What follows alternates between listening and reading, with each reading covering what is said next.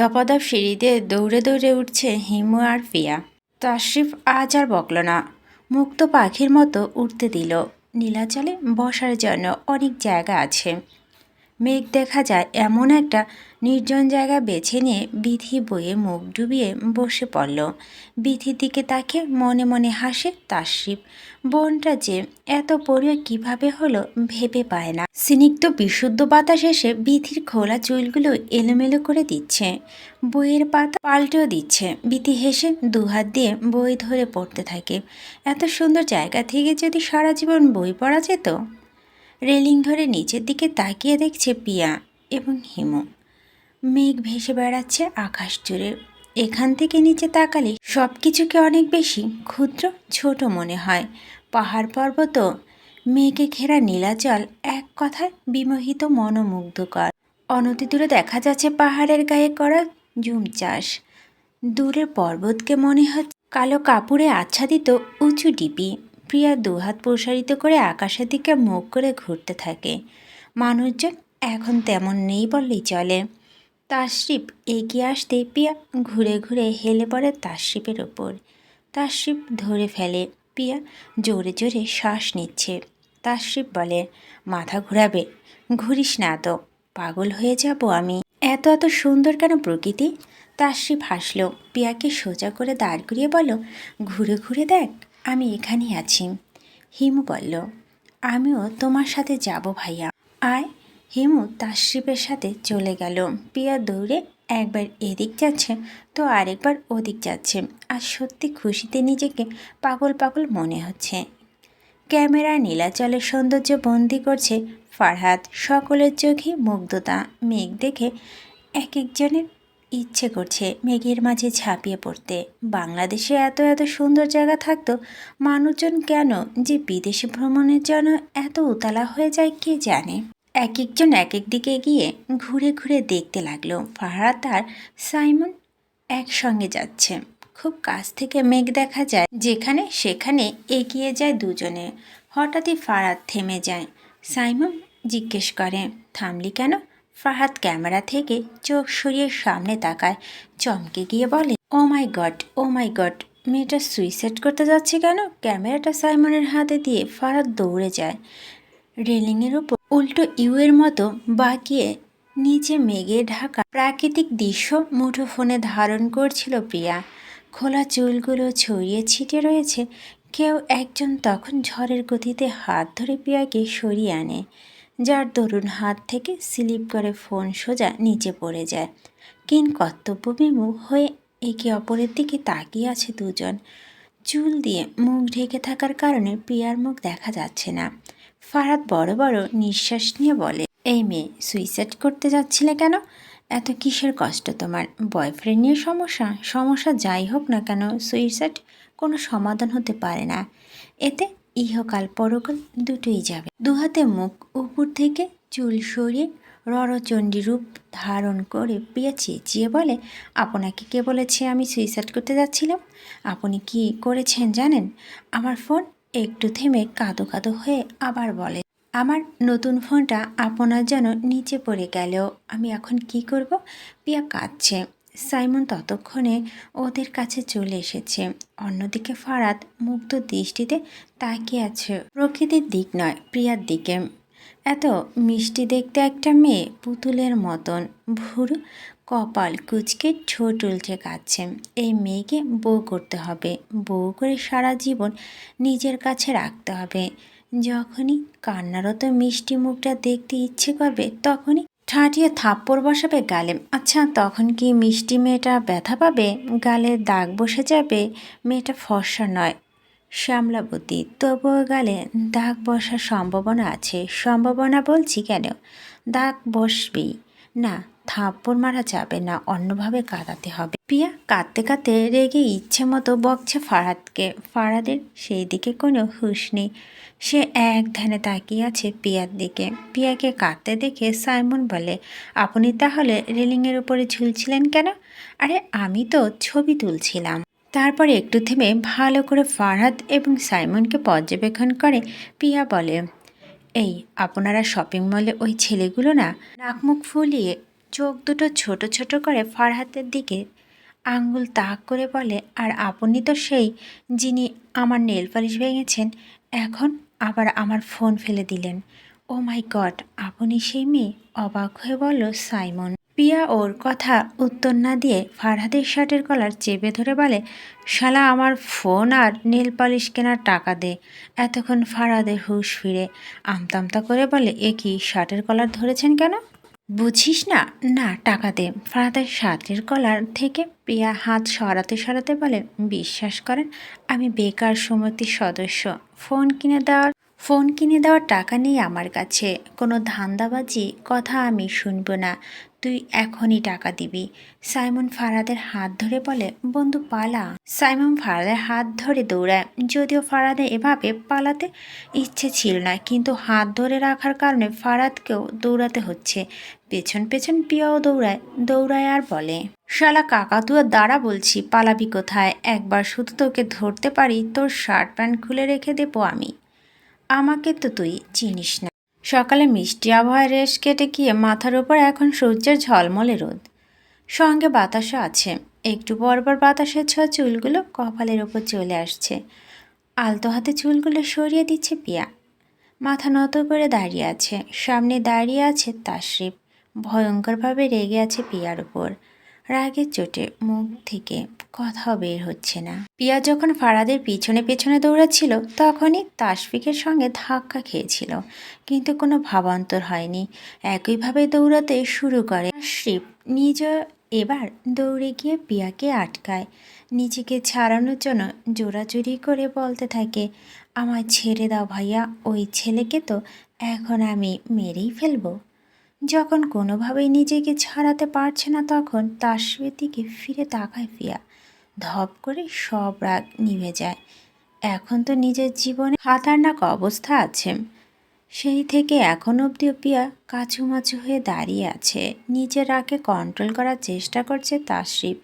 অবশেষে রাগকে কোনো রকম ক্ষান্ত করে জিজ্ঞেস করে, ওই ছেলেগুলোর পিছনে দৌড়াচ্ছিলি কেন? প্রিয়া অপরাধীর মতো মাথা নত করে উত্তর দেয়, আমার ফোন নিচে ফেলে দিয়েছে। মানে কিভাবে আর কেন? আমি রেলিংয়ের ওপর উপুর হয়ে ছবি তুলছিলাম, সে ভেবেছিল আমি সুইসাইড করতে যাচ্ছি, আর তাই হুট করে এসে আমার হাত ধরে টান দেয়। তখনই ফোন থেকে স্লিপ করে নিচে পড়ে যায়। তাশরিফ কী বলবে ভেবে পাচ্ছে না। রাগে তা কিরমির করছে। কিরমির করেই বলল, আর তাই তুই ওই ছেলের পেছনে দৌড়াচ্ছিলি? তো কি করব? ফোন কেনার টাকা নেব না?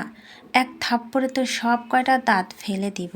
একজন অপরিচিত ছেলে তোকে কেন দেবে ফোন কেনার টাকা? তাহলে আমার ফোন কেন ফেলে দিল? চুপ কর তুই। শুধু হাতে পায়ে বড় হয়েছিস, জ্ঞান বুদ্ধি কিচ্ছু হয়নি। তোকে নিয়ে ঘুরতে আসাই আমার ভুল হয়েছে, সরি। উত্তরে তাশরিফ আর কিছু বলল না। অটোতে হেলান দিয়ে বসে আছে ফাহাদ। মনের ভিতর রঙে বেরঙে প্রজাপতি উঠছে।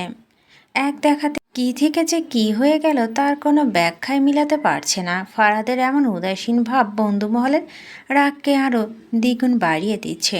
সাইমন দাঁত মুখ খিচে চিপিয়ে চিপিয়ে বলে, খুব তো স্বপ্নে উঠছিস মনে হচ্ছে। ফারহাদ উদাসীন হয়ে উত্তর দিল, হায় আমার যে কি হয়ে গেল।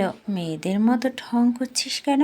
তোর জন্য আমাদের নীলাচল ঘোরা হলো না। সব জায়গায় বাদ দিয়ে মেঘ দেখার জন্য আগে নীলাচল আসলাম। কি লাভটাই হলো? ফারহাদ এবার সোজা হয়ে বসে বলল, আরে ধুর, এত চাপ নিচ্ছিস কেন? বান্দরবান তো আর এরই মাঝে একদিন সকালে এসে আবার নীলাচল ঘুরে যাব। কিন্তু এখন কথা হচ্ছে ওই মেয়েটাকে আমি কোথায় খুঁজে পাবো? তুই এখনও ওই মেয়েটার কথা ভাবছিস, আবার জিজ্ঞেস করছিস ওই মেয়েকে কি করে খুঁজে পাবি? কি আশ্চর্য, তোদের বন্ধুর প্রেমে পড়েছে। খুশি হুসনি তোরা? নয়ন বলল, বন্ধু তো গাফলতির জন্য আমাদের হুদাই সময় নষ্ট হলো। এখন আবারও একই ভুল করার জন্য মরিয়া হয়ে আছিস। আরে আরে, ভুল কোনটাকে বলছিস? এটা হচ্ছে লাভ, ভালোবাসা, যাকে love at first sight. Love at first sight না, সাইট অ্যাকশন যাকে বলে আকর্ষণ। বিরক্ত হয়ে বলল সাইমুম, না বন্ধু না, তোরা বুঝবি না। নয়ন আরও বিরক্ত হয়ে বলল, ও এখন পাগল হয়ে গেছে, বাদ দে তো ওর সাথে কথা বলা। স্বর্ণমন্দির মেঘলা। ঘুরে রাতে পিয়ারা হোটেলে ফিরে আসে। একটু পরে আবার ঢাকার উদ্দেশ্যে ব্যাক করতে হবে। পিয়া কাঁদো কাঁদো হয়ে বলল, মাত্র একদিনের জন্য আমরা ঘুরতে এসেছিলাম। তাশরিফ তোয়ালা দিয়ে মুখ মুছতে মুছতে বলল, অফিস থেকে 2 দিনের ছুটি নিয়েছিলাম, তাহলে আমরা তো কাল দিনে ঘুরে যেতে পারি। সকাল 11টা থেকে আমার অফিস আছে, আমরা তো ভোরেই পৌঁছে যাব। ধুর, ভাল লাগে না। রাগে বিড়বিড় করতে করতে নিজের রুমে চলে আসলো প্রিয়া। বিথি তখনও বিছানায় বসে বই পড়ছিল। তাশরিফের রাগ বিথির ওপর ছেড়ে বলল, রেডি না হয়ে এখনও পড়ছিস কেন? ঢাকায় ফিরবি না নাকি? বিথি আহাম্মক বনে গেল। অবাক হয়ে বলল, আমায় কেন রাগ দেখাচ্ছিস? শখ হয়েছে তাই দেখিয়েছি। সমস্যা কোনো? রাগ কি নিয়ে?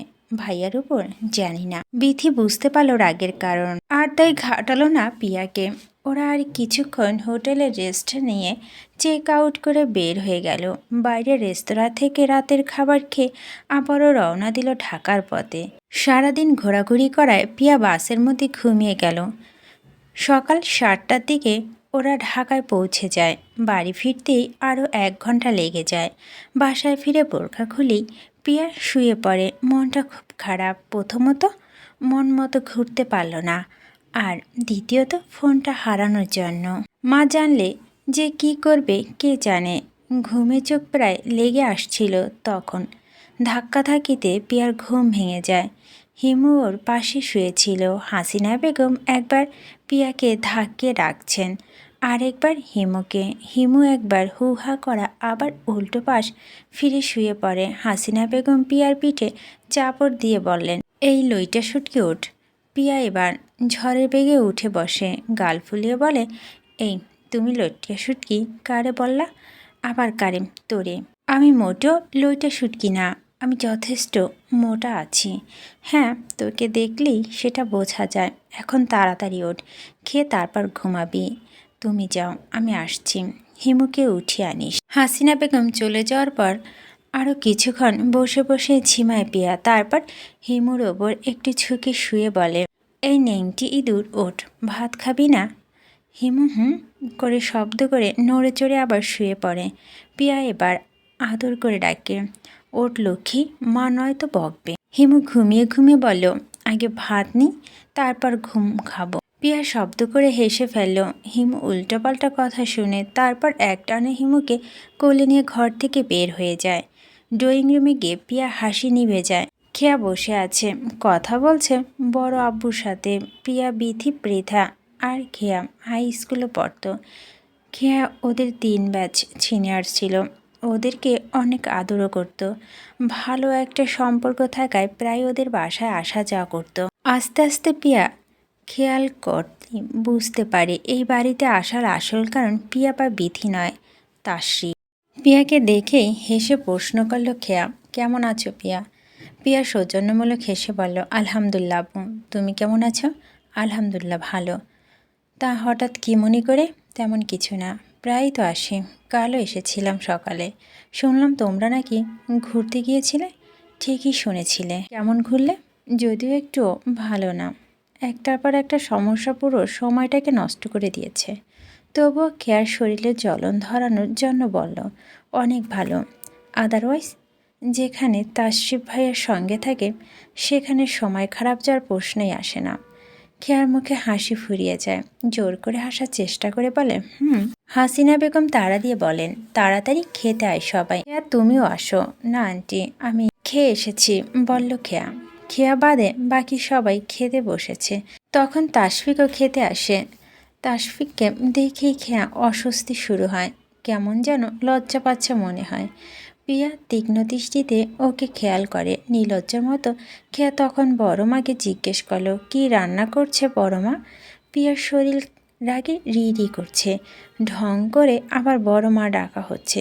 বড় মা বলেন, ইলিশ মাছ, খেলে জলদি আয়। তুমি রান্না করছো? তাহলে তো খেতেই হয়।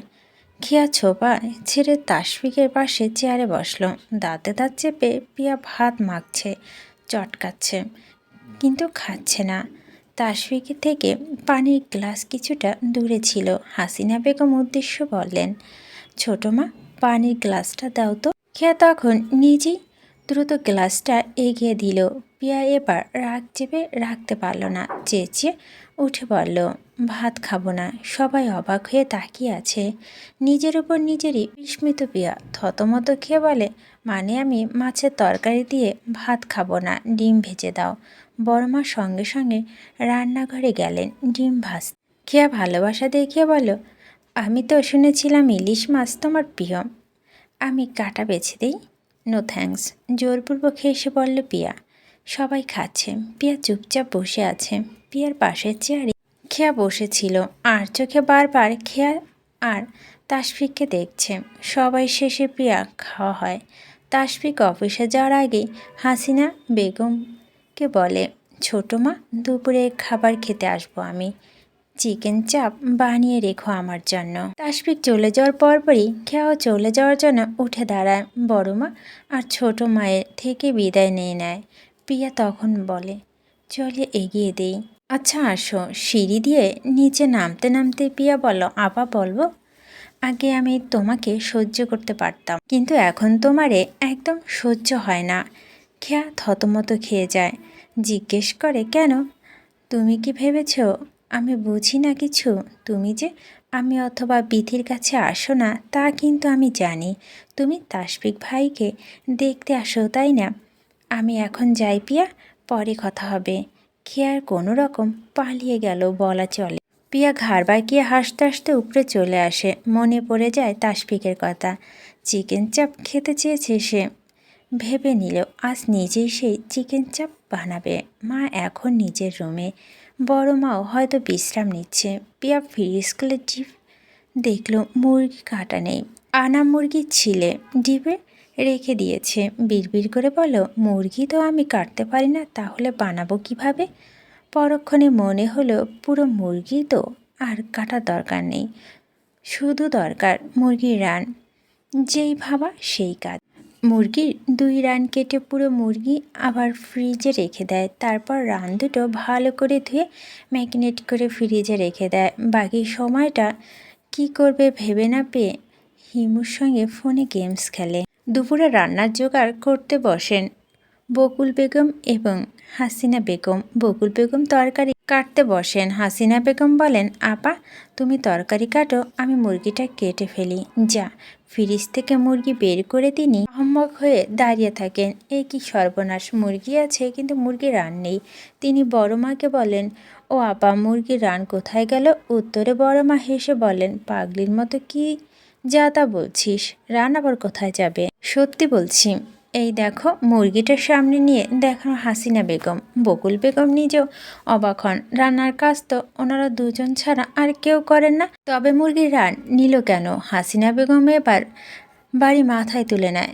চিৎকার চেঁচামেচি করতে করতে বলেন, কোন চোরে বাড়িতে আসছিল রে? কোন ফাজিল মুরগিরা নিয়ে? হাসিনা বেগম চিৎকারের শব্দ পিয়ার কানে যায়। হিমু তখন বলে, খেলছো না কেন? শুনছিস না মা চেঁচাচ্ছে মুরগির রান পাচ্ছে না বলে। তাতে কি? আরে মুরগির রান তো আমি নিয়েছি, তোমার রান মুরগি নিয়েছে কেন? এমনি টেনশন হচ্ছে পিয়া, রান্না তো পারেই না, তার উপরে কাউকে কিছু না বলেই আগ বাড়িয়ে গিয়েছে চিকেন চাপ বানাতে। যদি উল্টাপাল্টা কিছু হয় তাহলে তো মা মেরেই ফেলবে। তার ওপর এই গাধাটা উল্টো কথা বলে মেজাজ খারাপ করে দিচ্ছে। পিয়া হিমুর মাথায় চাটি মেরে বলো, গাধা আহাম্মক, মুরগি আমার রান নিতে যাবে কেন? আমি মুরগির রান নিয়েছি।